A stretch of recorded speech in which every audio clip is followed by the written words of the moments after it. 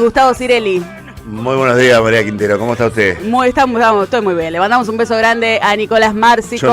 Yo no. Bueno, yo sí. Acá le mandamos, Silvio Soler dice que también. Le mando un abrazo grande, dice Silvio Soler además. A Nicolás Márcico que, bueno, como ustedes darán cuenta, no está hoy en el programa. Los voy a estar acompañando yo acá al comando de este programa con mi gran coequiper Gustavo Cirelli. Y su cara de felicidad siempre de levantarse a las 7 de la mañana. Así es, feliz. Y voy a saludar a este equipo que tengo que hace que este programa pueda salir al aire. En la operación, el gran Silvio Soler, que tiene un hermoso chaleco hoy. Me gusta mucho ese chaleco, Silvio. Un chaleco vintage, me encanta. Un chaleco de fuerza, muy mal. No. Muy mal. En la producción y la coordinación, Gary Castro, y en la producción periodística, el gran Juan Pablo Fierro, que nos mira siempre desde el otro lado del vidrio, ahí atento, saluda con la manito en el streaming. El grosso de Leandro Deza, tiene los mejores ojos de la Somos Radio. Y en redes sociales, tuiteando, ahora entiendo todo. Los dedos más rápidos del condado para el Twitter, el gran Vicente.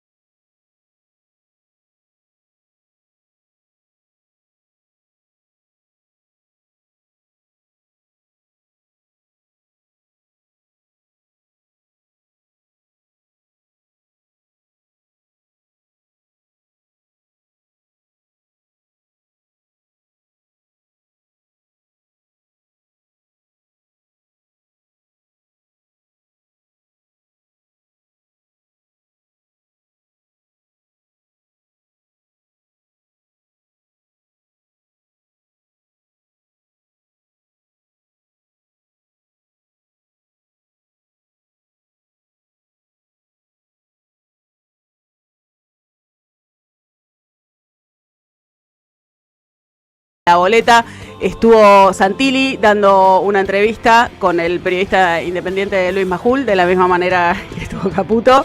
Después vamos a repasar un poquito qué fue lo que dijeron y qué fue lo que pasó, ¿no? Así es, mucho laburo Luis Majul, pobre. No se cansa, se cansa de entrevistar oficialistas. Sí, hubo dictamen del fiscal federal Ramiro González rechazando la reimpresión de la boleta única para que La Libertad Avanza se lleve lo que está buscando, que es sacar al candidato que había elegido José Luis Esper hace unas semanas para ser primero en la lista, pero después le explotó el narcoescándalo que viene acosándolo, rodeándolo, del que es parte, ¿no? Es que se claro. Hace 5 años, ahora se dieron cuenta que Esper es un espanto, lo quieren sacar desesperadamente la boleta.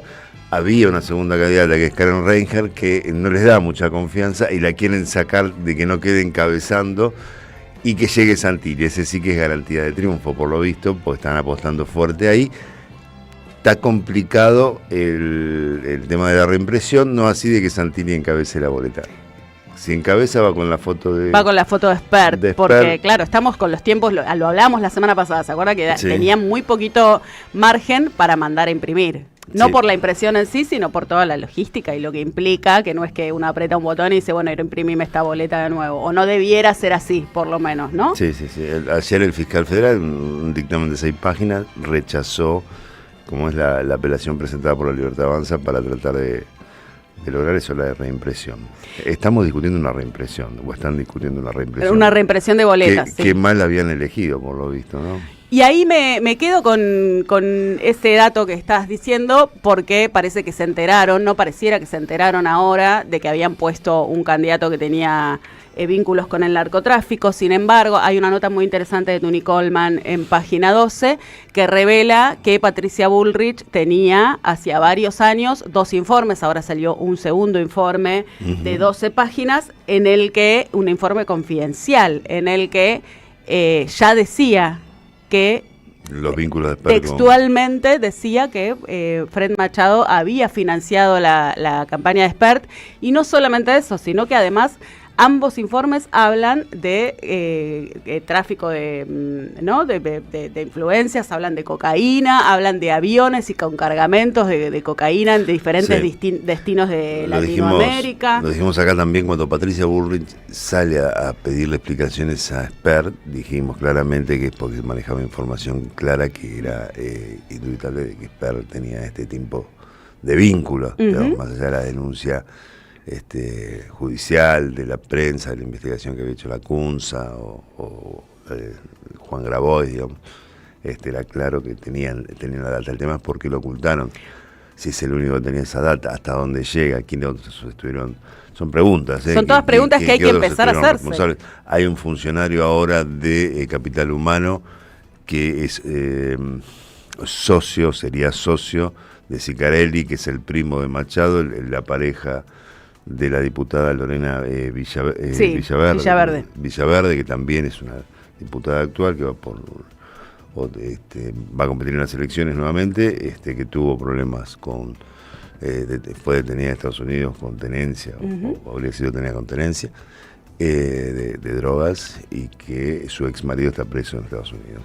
Todo ese combo tiene la Libertad Avanza para llegar a las elecciones. Para llegar a las elecciones. Entre otras cosas. Sí, no es un dato menor. Estos dos informes de los que se habla estaban en el Ministerio de Seguridad, con lo cual la sorpresa ahora de la Libertad Avanza, de querer sacar la cara de Spert, bueno, claramente cuando lo eligieron, al menos la ministra de Seguridad de este gobierno, que fue una de quienes en su momento lo apoyó, estaba muy al tanto de lo que podía llegar a significar Spert.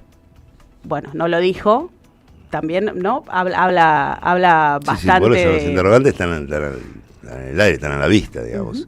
Sí. Y Spert fue todo este tiempo no solo candidato, sino fue el presidente, el ineficaz presidente de la Comisión de Presupuesto de Diputados. Sí. Un presupuesto que nunca... Un presupuesto que nunca existió, de que llegó Milei.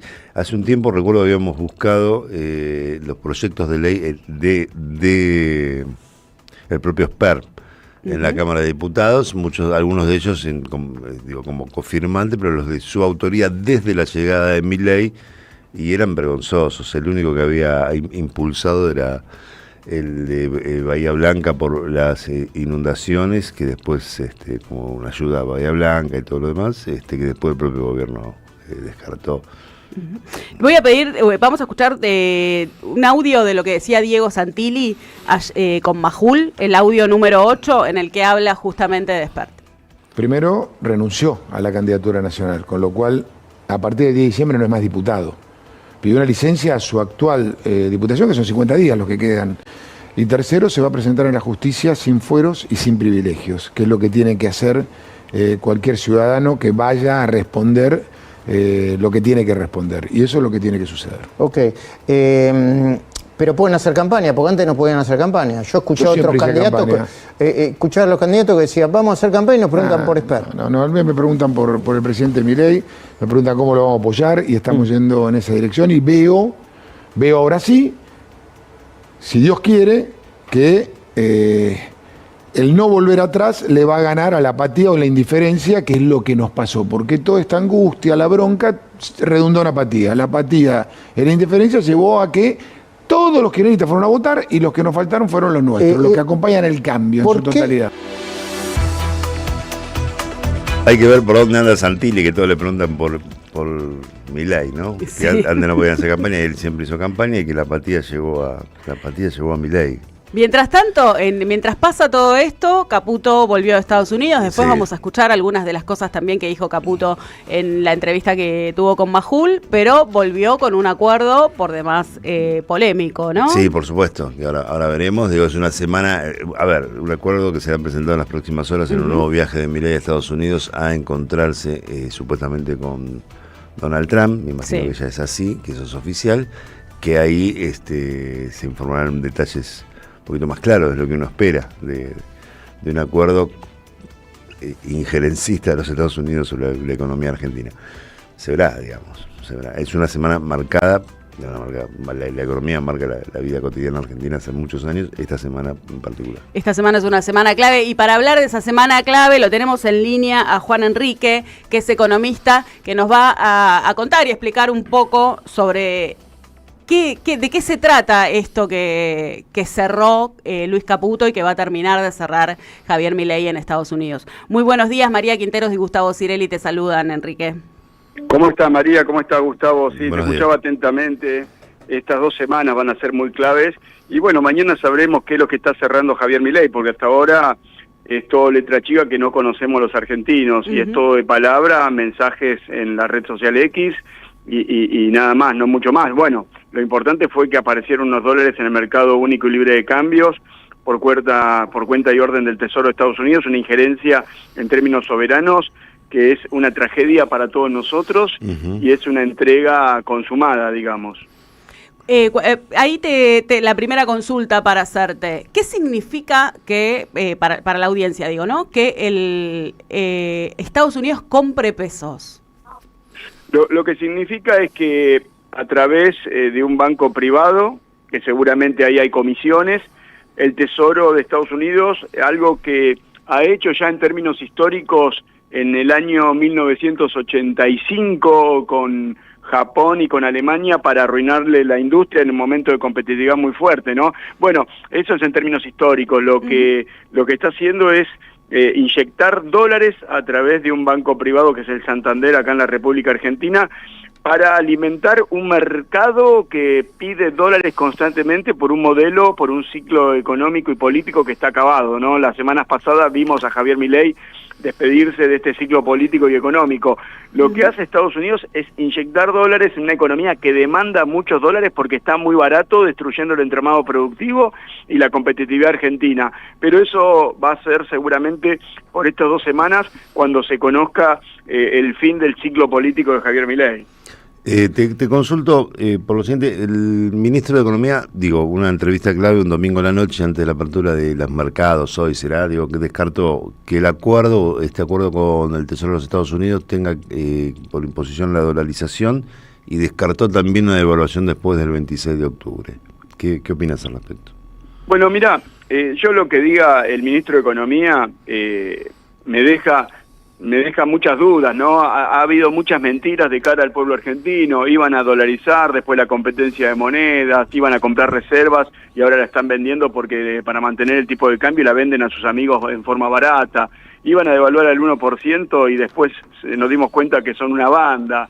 Las retenciones eran un robo, las sacaron y las volvieron a poner los 3 días. Bueno, iban a prender fuego al Banco Central. Pesos, claro, que iban a faltar pesos y sobrar dólares y bueno, y en menos de 6 meses pidieron el segundo auxilio internacional, que iban a combatir a los narcos y en realidad ahora hay duda de quién lo financia a ellos. Y lo que dice, bueno, lo que está pasando en estas 2 semanas es que la economía se le está derrumbando, no solamente en términos financieros, ¿no? Están dándole salidas a Rob Citrone, a Pinco, a BlackRock, es un saqueo en términos financieros. Y después, bueno, la economía real, no hablan de industria, la industria se cae a pedazos, el consumo, la construcción, el comercio, ningún argentino llega a fin de mes, no tienen política de ingresos, los jubilados, lo que es el Estado, las rutas. Por eso lo que diga Luis Caputo, que ya sabemos quién es, un saqueador, en términos de discurso de un domingo a la noche a horas de apertura de un mercado que también lo va a correr y que solamente suplica y dice que Estados Unidos le va a dar dólares, que a cambio de qué, ¿no? Ya los argentinos nos enteraremos porque que Estados Unidos a través del Tesoro inyecte dólares y ellos se lleven pesos, cuando haga la inversa es deuda. En definitiva, cada dólar que ponga Estados Unidos barato para que se vaya Rob Citrone o para que se vaya Pinco o BlackRock, son dólares que los argentinos después lo vamos a pagar con futuras devaluaciones y con deuda. El propio Caputo habló que es un disparate creer que la ayuda de Trump signifique intervencionismo del gobierno de Estados Unidos a cambio del salvataje. Digamos, parece una paradoja. ¿Por qué lo estaría haciendo, no, Estados Unidos? Sí, tal cual. A mí es preocupante, es un escándalo internacional Es increíble que también se supo que en términos políticos en el Congreso el JP Morgan estuvo apretando diputados nacionales. Realmente es preocupante en términos políticos, más allá de lo económico, que ya no se puede sobrellevar, ¿no? La realidad es esa, hay una injerencia de la política, de la economía de Estados Unidos en términos soberanos, porque no tiene por qué una potencia en decadencia, encima una potencia en decadencia, intervenir en el mercado único y libre de cambios a través de un banco privado. Insisto, ahí hay comisiones, hay negociados, que bueno, ya seguramente en el futuro la justicia lo va a investigar, y creo que esta vez sí, no podemos permitir que Luis Caputo salga impune como salió en el 2018, cuando también subastaba dólares que habían pedido prestado al Fondo Monetario en aquel momento y que todavía los argentinos estamos pagando. Ahí el Congreso de Estados Unidos, ¿no? El bloque demócrata presentó un proyecto para evitar este supuesto rescate de Estados Unidos a Argentina, porque también lo que dice es que es un rescate a los ricos disfrazado de ayuda internacional.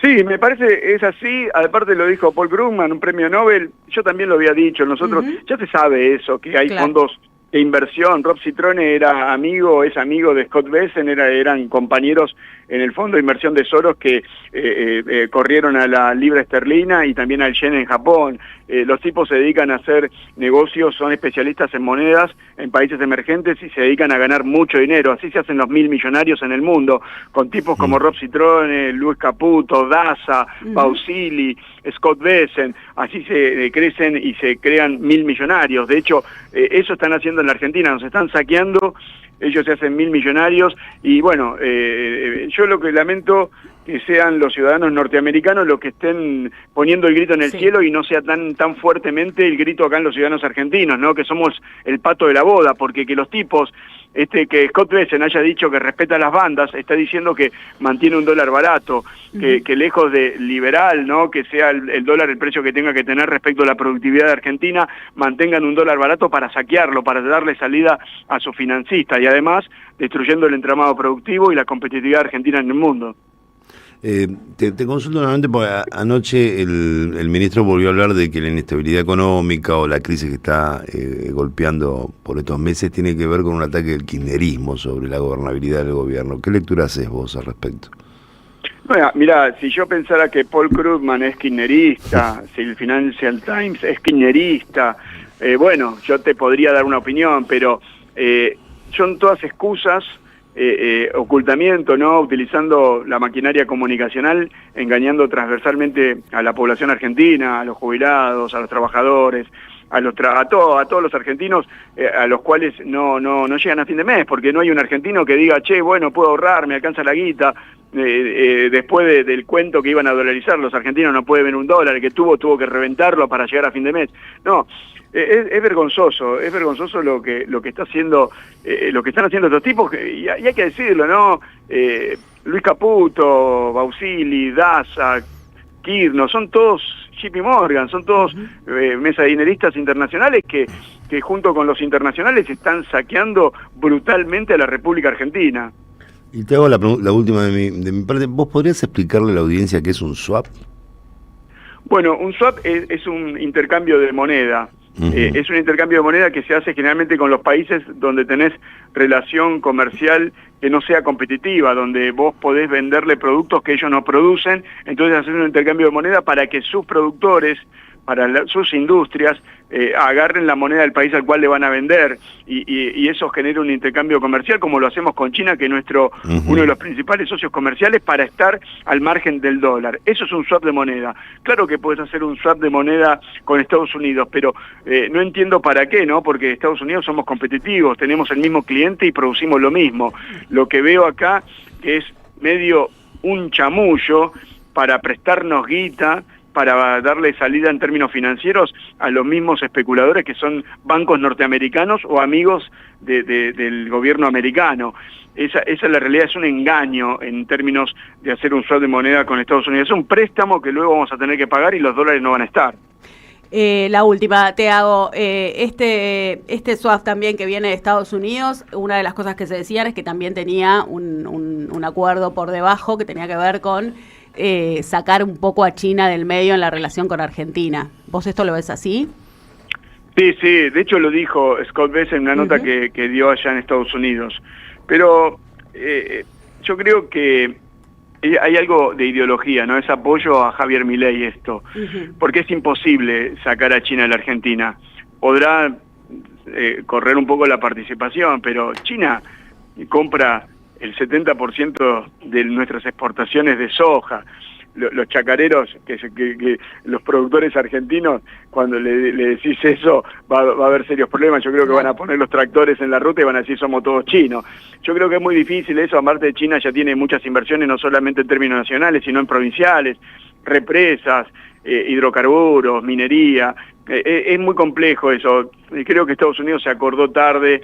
Esto de la doctrina Monroe ya no le va a funcionar. Es arcaica la política que quiere aplicar Estados Unidos en la Argentina.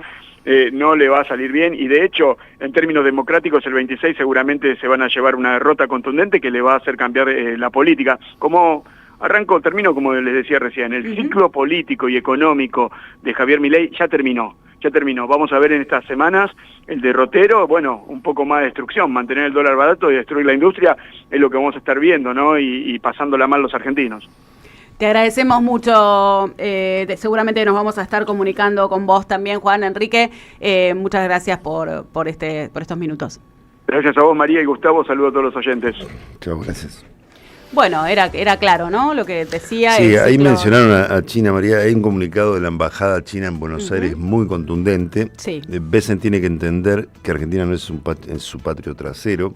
Habla de confrontación e intervencionismo. Solo parece moverse con un ánimo de confrontación e intervencionismo.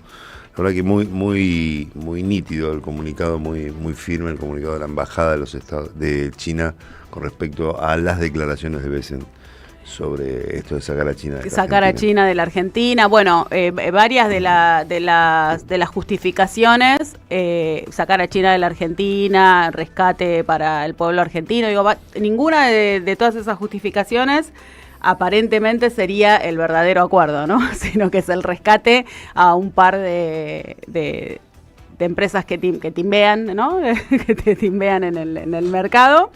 Y bueno, nada, en detrimento del pueblo argentino. Cuando Caputo dice no va a haber devaluación después del 26 y no se está hablando de una dolarización, conociéndolo a Caputo, todos pensamos que hay grandes posibilidades de que haya una devaluación después del 26. Es el mismo que dijo el presidente, es uno de los 3 referentes mundiales, hablando de Milei. Digo, esa es la credibilidad de la palabra hoy del ministro de Economía, digamos. Nos vamos a ir a la tanda escuchando el audio número 4, que es a Luis Caputo descartando la dolarización. ¿La dolarización está descartada? Sí, está descartada. A ver, yo no estoy en contra de la dolarización, nunca lo Conceptualmente estuve. No Conceptualmente nunca lo estuve, el presidente tampoco. ¿De qué se trata la dolarización? Es un debate súper interesante, Luis, porque en el fondo, ¿qué es lo que se busca?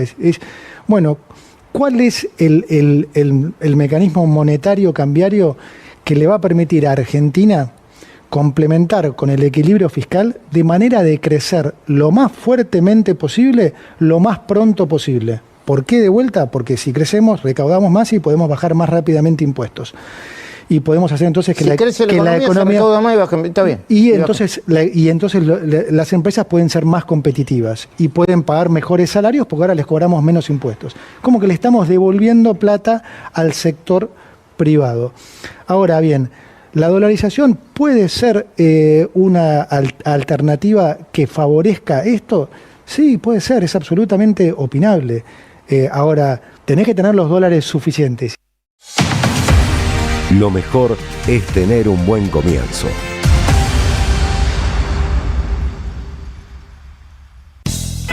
Deja tu mensaje en nuestra línea de oyentes de WhatsApp 11 3200 0530. Somos Radio AM 530. Tronador, agua mineral, botellones y dispensers para el hogar y la oficina. Hacé tu pedido al 4201-2627 o mandanos un mail a info@aguatronador.com.ar. Tronador, agua de mesa envasada. 12 de octubre 632 en Avellaneda. Sistema Colonial Develado de Jean-Louis Bastey, un libro clave para comprender los pilares centrales del colonialismo en la pluma del que fuera el principal teórico de la Revolución Haitiana, con un estudio preliminar del historiador argentino Juan Martínez Pería.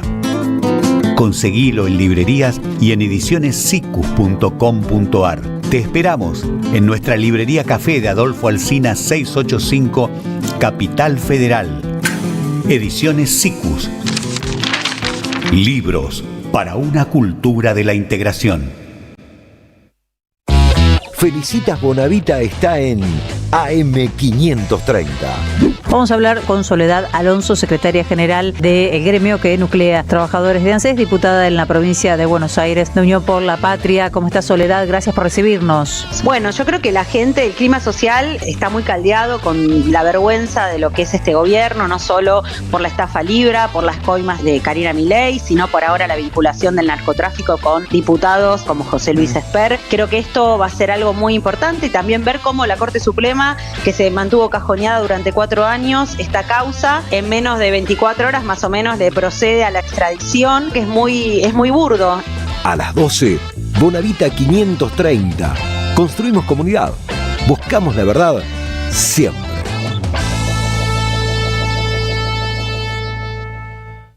Seguí a la Cámara de Diputados de la Provincia de Buenos Aires a través de sus redes sociales y entérate de todas las actividades legislativas. En Instagram y Facebook como @diputadosBA y en Twitter como HCDiputadosBA. En Lanús trabajamos por una ciudad más segura. Inauguramos la primera base de operaciones de la Fuerza Barrial de Aproximación de la Policía Bonaerense e incorporamos 20 móviles y 240 efectivos policiales. Sumamos 75 nuevos vehículos y 200 agentes de seguridad ciudadana a través del programa Lanús Te Cuida. Además, continuamos con el programa de formación y capacitación permanente para nuestros agentes locales. La ciudad que nos merecemos es una Lanús segura. Lanús Gobierno. Saverio el Cruel, el clásico de Roberto Arlt, se presenta en su segunda temporada con dirección de Gabriela Villalonga. La crueldad, la violencia y la farsa en el seno de las clases dominantes bajo la mirada ácida del autor que cobra vigencia en estos tiempos de tecnocapitalismo brutal. Un material necesario para reflexionar sin perder el humor sobre quién es realmente el cruel en un presente individualista y precarizado. Saverio el Cruel, todos los domingos a las 17 en el mítico Teatro Pairó, San Martín 766, Ciudad de Buenos Aires. Las voces se multiplican. Nuestra comunidad se agranda. Hola Poli, te habla Silvia de Villa Pueyrredón. En general te escuchamos con esta radiecita vieja que era de mi suegra. Aún cuando nos estamos bañando la ponemos fuerte para seguirla escuchando. Cuando vamos en auto, siempre con ustedes. Gracias a la comunidad 530, renovamos nuestra planta transmisora. Más potencia, más llegada. AM530 Somos Radio. A todo el país. Lo mejor es tener un buen comienzo.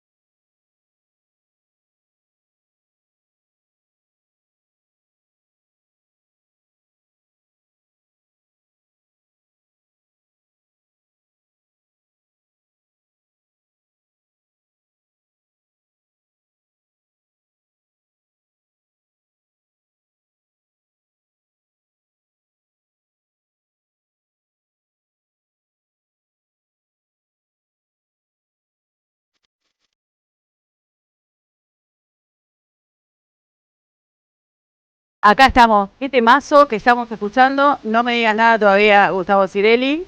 No te digo nada todavía. Todavía no me digas nada, pero es un temón. Vamos a presentar a quien eligió este tema, que nos puso allá arriba en la mañana. Estamos acá en el piso con Julieta Campo, es candidata en estas próximas elecciones del 26 de octubre por la provincia de Chaco. Muy buenos días, muchas gracias por estar acá. Bueno, buenos días, gracias a ustedes también por invitarme. Viniste a despertarnos con Charlie. Claro. Totalmente. Estoy incorporando a Charly García a la vida de mi hijo de 4 años y este es el tema que más le gusta, entonces... Justo te iba a preguntar por qué este tema. Bueno, es un tema divertido, aparte, sí. Está bueno. Está bueno. ¿Se escucha Charly allá? Sí. Sí, obvio, Charly en todo el mundo. Ahora acaba de sacar con Sting, no sé si lo escuchaste. No todavía. 9 de octubre, In the City, lo pasamos acá el viernes, creo. Está muy bien, es un tema de Charly que vuelve a ser ahora reversionado junto a Sting. Mirá qué bien. Hay que reivindicarlo a Charly después de la ofensa que hubo la semana pasada en el Movistar Arena. Sí, ¿no? Tratamos de exorcizar esos días claro. pasando la música que destruyó Milei. Pero bueno, ¿qué te trae por acá? Mirá, nosotros estamos en la provincia del Chaco dando realmente haciendo un trabajo muy importante, recorriendo, nosotros tenemos 70 localidades en la provincia del Chaco. Esta campaña de Fuerza Patria tiene que ver justamente con escuchar a los chaqueños de cada rincón de nuestra provincia y llevando también la voz de los chaqueños al Congreso Nacional, que es lo que pretendemos a partir del 10 de diciembre. La situación que vive nuestro país en general y nuestra provincia en particular, porque realmente hoy encabezamos las listas más negras que tienen que ver con el hambre, la desocupación, la pobreza más absoluta, hace que tengamos justamente que llevar esta voz de los chaqueños a todos lados. Ahí me quisiera meter un poquito más. ¿Cuál es la situación específicamente en la provincia? Sabemos a nivel nacional cómo afecta, pero específicamente en Chaco, también en relación con quien gobierna también, ¿no? La provincia actualmente y su relación con el gobierno nacional. Mira, en estas 70 localidades que recorrimos y en este mes y medio que estamos caminando en la provincia, no encontramos un solo chaqueño que diga que le va bien con Milei ni con Esdero. Hoy el gobernador es la mascota de Milei y se dedica a someter a la provincia del Chaco a los designios de un presidente que está muy lejos de los chaqueños y que le da la espalda al interior del país. Sabemos que es un presidente que desprecia a la Argentina y sobre todo al interior de la Argentina, del país. Hay dos cosas que te quiero contar que para mí explican de alguna manera lo que estamos viviendo. La semana pasada visitaba una localidad rural y me decía la kiosquera del pueblo, me decía, fíjate que yo toda mi vida vendí garrafas de gas, ustedes sabrán, nosotros no tenemos las conexiones de gas como acá, sino que tenemos garrafas, y ella me decía, mira Julieta, yo toda mi vida vendí garrafas, hace un mes que dejé de vender porque directamente la gente no me la compra, se reemplazó la garrafa por leña, es un retroceso brutal en la calidad de vida de las personas. Y el otro ejemplo que también les quiero contar, que es algo que nosotros no lo vivíamos por ahí cuando veníamos a Buenos Aires, los que somos del interior, no entendíamos muy bien por qué la gente tenía 2 o 3 trabajos. Claro. Hoy eso en el Chaco también está sucediendo. A los docentes de nuestra provincia le sacaron cláusula gatillo, incentivo docente, le sacaron bonificación por conectividad. Eso hizo que hoy los docentes también tengan que buscar otras alternativas para poder llegar a fin de mes. Esto es, o siendo Uber o montando un emprendimiento. Claro. ¿En qué momento tenés tiempo para vivir, no? Ese es el Chaco que un presidente de estas características quiere, un Chaco aplastado, sometido, como históricamente el Poder Central quiso para las provincias del norte argentino, ¿no? Julieta, hablando del presidente, ¿estuvo en Chaco en las últimas horas? Estuvo 10 minutos. ¿Cómo 10 minutos? Estuvo 10 minutos. Llegó, el gobernador armó un operativo para poder cuidarlo porque había una movilización muy grande para poder reclamarle al presidente lo que nos corresponde, ¿no? Estuvo 10 minutos, pegó 2 o 3 gritos, sus fanáticos le llevaron una tobillera de plástico, no sé si la vieron. La están mostrando ahora por todos lados. Es terrible, es el emblema de la misoginia, un zapato con el pie de una mujer, con una tobillera que dice CFK y un peluche. Como siempre él, ¿no? Visitando las provincias de esta manera, no viene a inaugurar ninguna obra, no va a darnos ninguna buena noticia, sino simplemente a gritar. Y estuvo, digo, ¿y había partidarios de él? Digo, en la actividad que hicieron. Sí, había. Ellos dicen que había 15.000, ni a palo había 15.000 personas, eran muchísimas menos. Había también estructura de la Unión Cívica Radical. Claro. Hoy en la provincia ellos... Los radicales son los que sostienen Claro, la imagen. Claro. El tema es que en esta oportunidad la Libertad Avanza le prohibió a Leandro Esdero que su frente electoral lleve el logo de la UCR. Claro. Entonces hoy son la Libertad Avanza en los papeles, pero en los carteles borraron la Libertad Avanza y solamente pintaron de violeta los carteles porque, claro, les está pegando también las coimas de Karina, claro, todo. El narco de Spert, bueno, se le van sumando cositas. Ahí vos venís de muchos años de militancia, también me gustaría como meterme ahí un poco en tu perfil político. Y venís de también un entramado feminista, ¿no? Sí, así es. Mira, yo soy parte de esa generación que se sumó a la política con Néstor y con Cristina. Para nosotros, los que tenemos, que somos sub-30, digamos, somos la generación del Bicentenario, fue una oportunidad enorme para entender que la política es una herramienta de transformación.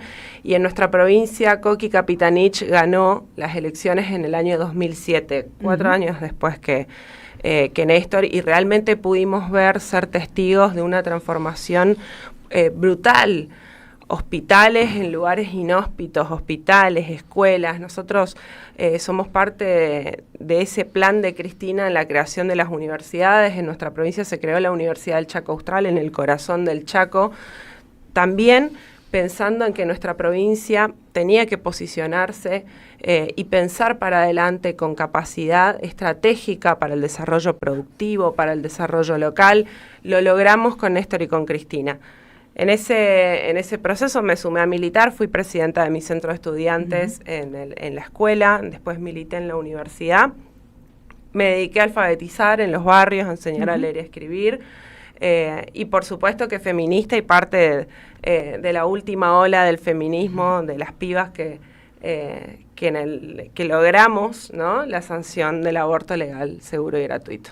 Y ahí en ese marco te consulto, cuando haces el recorrido territorial,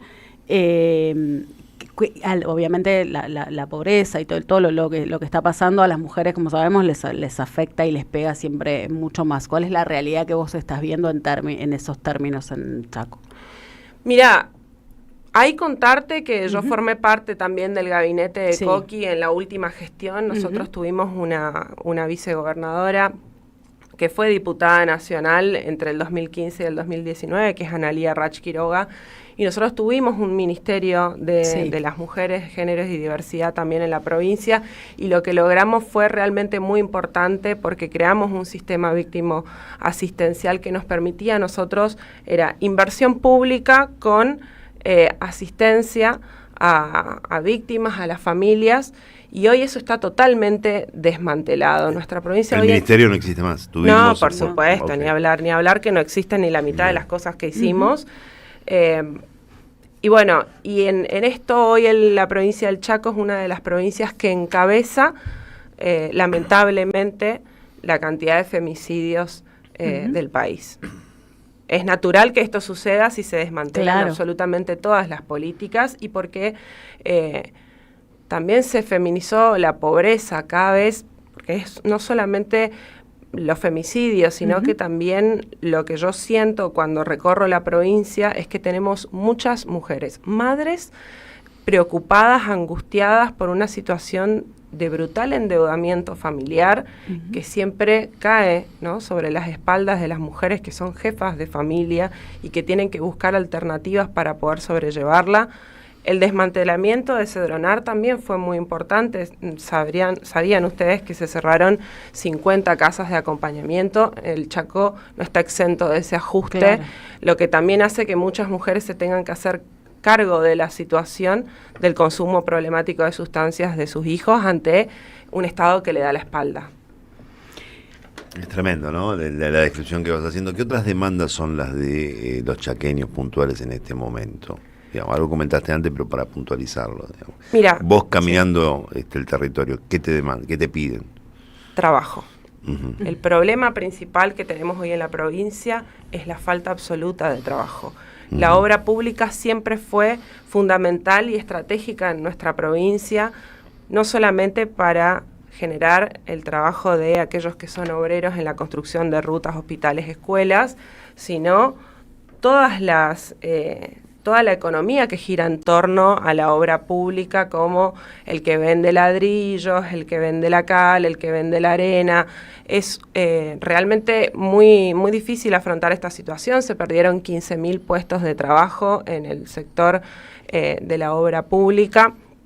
Y después el otro problema que yo identifico, que es este que recién les decía, de un endeudamiento feroz de las familias. Las familias están tan endeudadas como está el país.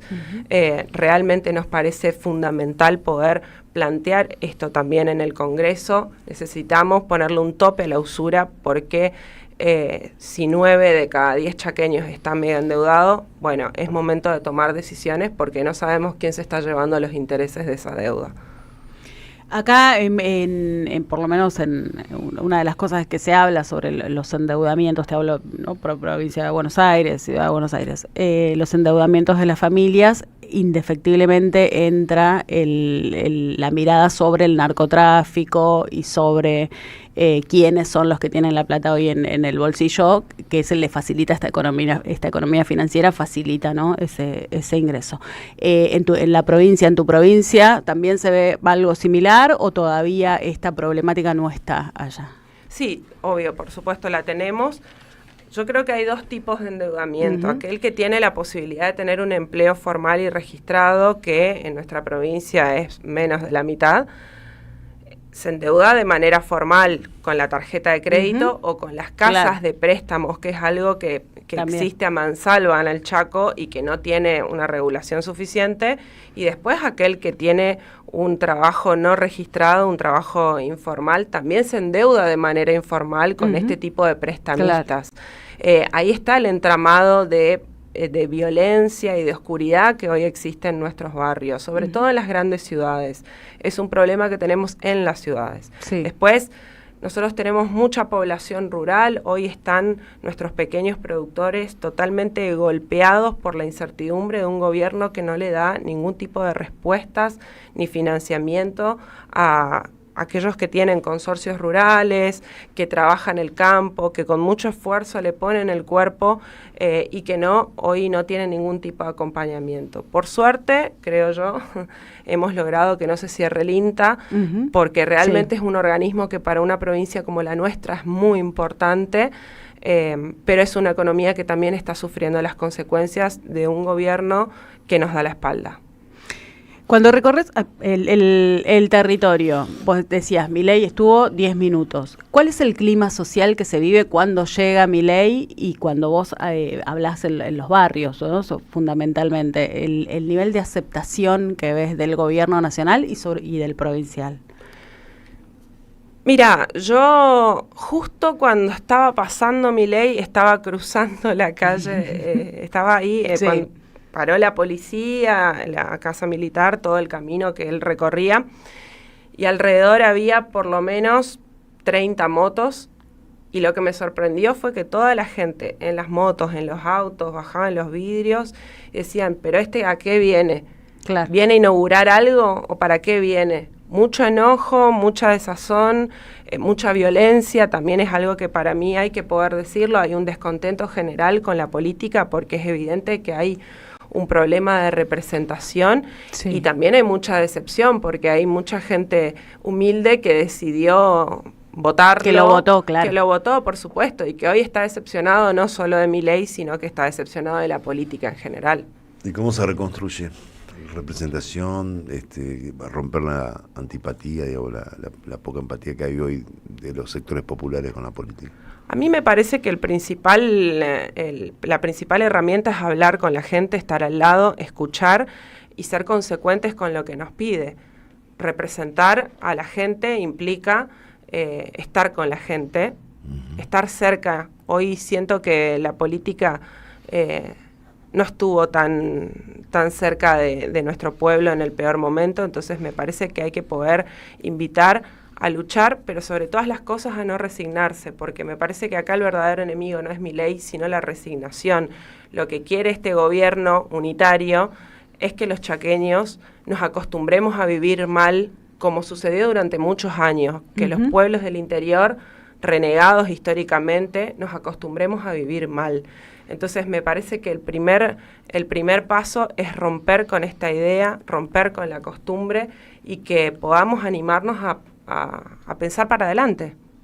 Recién hablabas de la figura de Coqui Capitanich y eso me lleva a preguntarte qué significa la figura de Cristina Fernández de Kirchner, no solo para vos, que ya lo imagino, pero sino también para los chaqueños, o si sigue significando lo que significó en su momento. Mira, Cristina es la única persona que miró al país como una nación, es la que nos dio la posibilidad de pensar en un nosotros y creo que ese agradecimiento tan fuerte que tiene nuestro pueblo con ella no se va a terminar tan fácil, ni aunque haya 1000 tapas de Clarín, ni aunque todos los días salgan en todos los medios a pegarle a Cristina y no hay algoritmo que vaya en contra del corazón de la gente, nos encontramos en cada rincón inhóspito de nuestra provincia con personas que nos dicen, gracias a Cristina yo tengo la dignidad de tener una casa, un colchón, una tele, y me pude jubilar gracias a Cristina. Ese cariño que la gente tiene y esa relación, casi te diría, personal y directa con ella, es difícil de entender, pero al mismo tiempo difícil de entender, digo, para alguien que no lo siente, ¿no? Pero nuestra provincia es una provincia que supo pensar en el futuro gracias a Cristina. Bueno, eso te iba a preguntar justamente cómo es hacer campaña con Cristina proscripta, ¿no? Proscripta. Mira, me sorprende para bien, me sorprende muchísimo que en todos los lugares a los que fuimos, Cristina está presente. No porque lo digan los dirigentes, sino porque es la gente la que la trae todo el tiempo a las conversaciones, a las reuniones, a los actos. Cristina presa es un síntoma de una democracia craquelada, una democracia que se está cayendo a pedazos. Entonces, también verla a ella presa es una alerta, porque está claro, como ella también lo dijo, que no vienen por Cristina, vienen por todos nosotros. Y esa noción de peligro sobre nuestras vidas como chaqueños está presente todo el tiempo. Hablabas recién de una democracia frágil, craquelada, y vas como candidata a diputada. ¿Cuál es el rol del Congreso de cara al futuro inmediato que tenemos? Yo quiero ser diputada nacional para ir a luchar por los chaqueños. Creo que necesitamos en el Congreso de la Nación legisladores que estén a la altura de las discusiones que nuestro país necesita dar. Hoy en el Chaco hay legisladores que responden a Leandro Esdero que no son ni más ni menos que mascotas de Milei. No podemos permitir legisladores que voten en contra de nuestra provincia, que voten en contra de la Argentina. Fuerza Patria es la expresión, es la fuerza que va a representar a los chaqueños, a los trabajadores, a los docentes, a los policías, a los jubilados, a las personas con discapacidad, y con esa premisa vamos a ganar el 26 de octubre. Me encanta esa actitud. ¿Querés agregar algo más? Me quedé pensando, creo que Julita trajiste a la agenda un tema, digo, hoy Página lleva en su tapa el tema de los endeudamientos a instituciones financieras por parte de 3 de cada 1 argentino en situación formal de trabajo.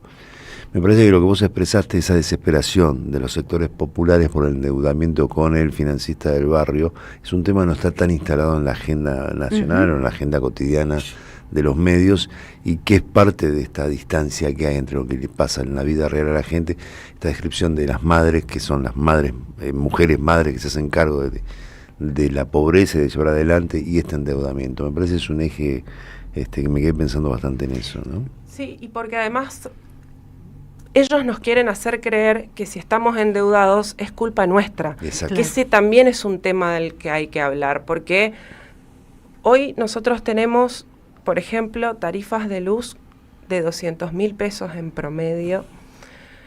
Entonces la gente se está endeudando para pagar la luz, ¿no? El que tiene un trabajo formal.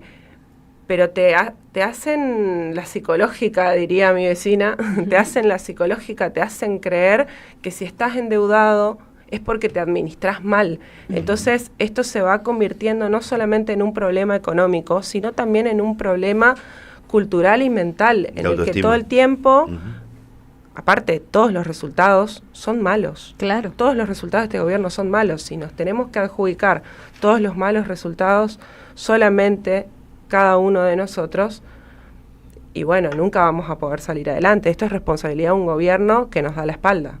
Un gobierno que nos da la espalda y que no deja de endeudarse con cuanto, ¿no? Pasamos de los privados al FMI, del FMI directamente al Tesoro de Estados Unidos, y alguien esa deuda la paga. Y quienes la pagan son justamente estos sectores más vulnerados, que son quienes también se endeudan para poder llevar adelante su economía. Digo, ¿no? Cuando uno lo baja de lo macro a lo micro, bueno, no podría haber otro resultado en los sectores más vulnerados ante este nivel de locura y de endeudamiento y de economía financiera que lleva este gobierno.